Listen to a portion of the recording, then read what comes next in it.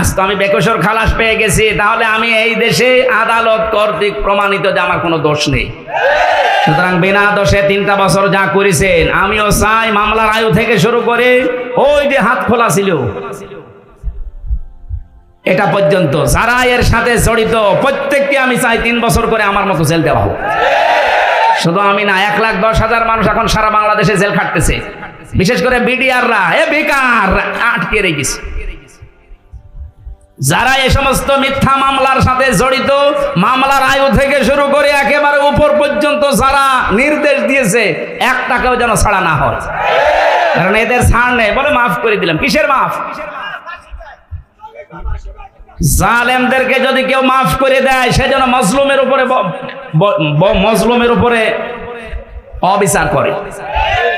আপনি তো টের পাচ্ছেন না যে স্বামী ছাড়া থাকা কি কষ্ট? ব্যারিস্টার আরমানের বউটের পিস। আপনি তো জানেন না সন্তান ছাড়া থাকা কি কষ্ট? আমি টের পেয়েছি। আমার ছোট মেয়েটা এখনো আমার চেনে না, ওর আমি 1 বছর রেখে এসেছিলাম, বের হয়ে যেয়ে দেখো 4 বছর বয়স, ও আমার চেনে না। আমি যেদিন জেল থেকে বাড়ি গেছি বলছে হুজুর আমাদের বাড়ি চলে। তার মানে ওর মনে হচ্ছে যে এরকম হুজুর বহু আসে, এও একটা হুজুর।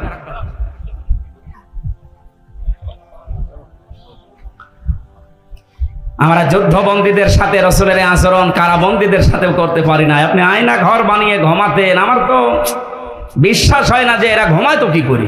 মনে হয় হয় লাল পানি খেত নাই ঘুমের বড়ি খেত। দ্বিতীয় দিন নবীজি এসে নাক দিয়ে বললেন সাহাবীরা সামামাকে ছেড়ে দাও। সাহাবীরা বলো হুজুর ছেড়ে দেবো মানে? হ্যাঁ ছেড়ে দাও, আমি যেটা জানি তোমরা জানো না। ছেড়ে দেওয়া হলো। উনি চলে গেলেন তার গোত্র ইয়ামামার কাছে। সেই গোত্রে তিনি এক